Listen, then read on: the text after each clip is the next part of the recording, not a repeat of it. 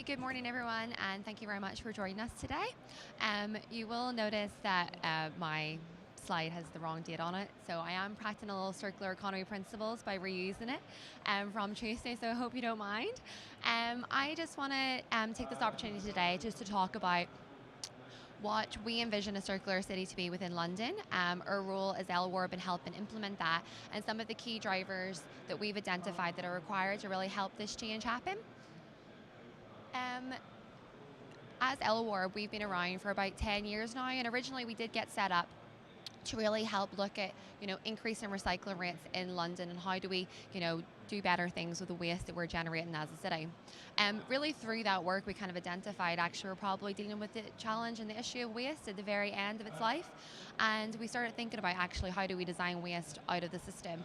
And that's when really circular economy came to us, and we started thinking actually, is there a way that we could apply circular economy at a city scale and use those principles to start thinking about how, and looking at the resources that we have and the assets that we have, and thinking about how we can use them differently, design them differently. And through that work, we did a lot of research and spent time thinking about, okay, what would a circular city look like within London? And through that, we developed a circular economy route map, which we published just over 18 months ago. And this route map is really kind of an action plan or a journey for us to really think about how do we embed those principles within a city? Where's the biggest opportunities that we can, for us as London? Where's the sectors that we should be focusing in? What's the challenges and barriers that we might come up against? And then how do we actually overcome those? So just to kind of lay out, first of all, what is actually our vision. And our vision for London is a circular city which capitalises on these opportunities to become a more resilient, resource efficient and competitive city of the future. And I think that bit is really, really important. We want to think about how we meet the demands of London now, but also how it might exist in 50 or 100 years time. So being really flexible in that design. Through our research, we identified 5 key sectors where we could have the biggest impact or where the biggest opportunity was, and built environment was one of those. And so we have a number of different projects that we're working in across that particular sector. I'm not going to zoom in too many of those in too much detail, but more kind of look at the general overview and some of the cross-cutting themes that we've identified that are really important to really implement in a successful circular economy project. As LWARB, we have 3 programs that are really dedicated to really driving the circular economy agenda ahead. That's our Advanced London program, Resource London, and Circular London. And through these 3 programs, we work with a range of stakeholders, including local authorities, policymakers, small businesses, corporates, and academics. And it's through this kind of collaborative approach and really bringing together lots of different stakeholders allows us to really embed significant change within the city. The main kind of focus and some of the things that I want to focus on today is really kind of those drivers for change. What exactly do we need to have in place to ensure that, we can create a circular city here in London? One of the first things is communication. It's really, really clear to be able to help others understand what it is we mean by circular economy, and also sharing those really great examples of best practice and case studies of things that are already happening. We've already heard of some really, really great examples already of stuff that's happening in France and London and also across the world in the last couple of days. One of the things that we wanted to do, we recently moved offices about 6 months ago. And, as an organization that talks about circular economy all of the time, it's really important for us that we practice what we preach. And through this office move, we wanted to make sure that when we moved into the office, it was designed with circular economy principles at the very, very heart of that. And we spent a lot of time working with different suppliers to understand the products that we would implement and use in the office. How were they sourced and how were they designed, how were they made? Also understand, okay, at the end of its life, if we move out of this office in a few years' time, what will actually happen to those products? And as a result, we've been able to implement loads of really innovative materials, such as Adaptivate, which David's already mentioned, but also organizations like Smile Plastics and Ecor. And if you want to find out about any more of these particular products that we've used, feel free to come and visit our stand at the back. Sarah is waving madly just there. She's really keen to speak to everyone. And also, as well as that, we're also having another panel discussion this evening at 1:30, which actually brings together some of these innovators that we've been working with, so you get to find out a little bit more about what they're doing. Policy is also a really, really important driver. And David, again, has also mentioned some of the really fantastic work that's happening in London at the minute around developing the London Plan and also the implementation of the new circular economy statements, which we're really, really excited to see. And we've been so excited to be involved in that kind of process around kind of helping the planners understand what their role is and helping kind of embed circular economy principles within the city.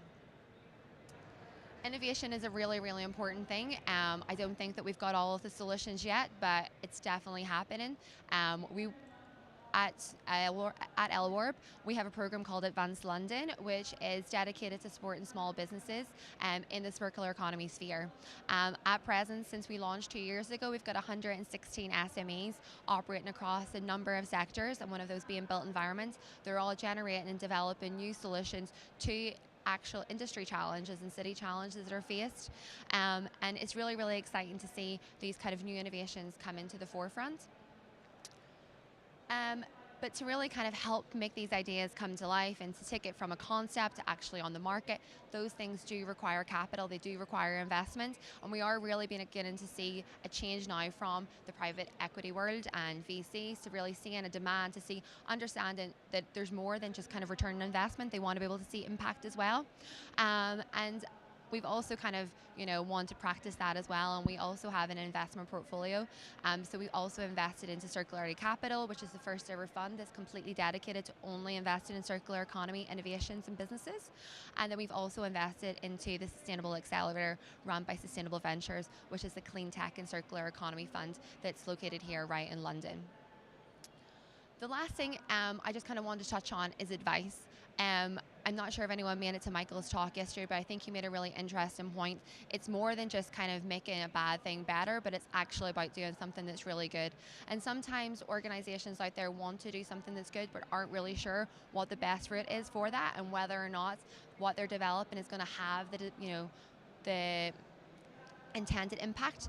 And through our role at LWAR, we want to be able to provide that advice to the organizations that we work with and that we support.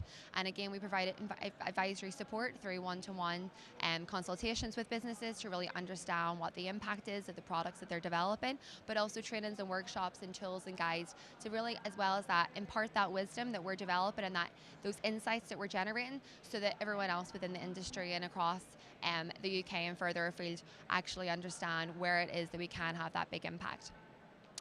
So that's just a few of the things that we have in terms of the drivers for change. But for us, really, it's about how do we redesign the future of business for London and beyond. We can't stay at business as usual. Things do need to change. And in London, we're really, really dedicated to making that change happen.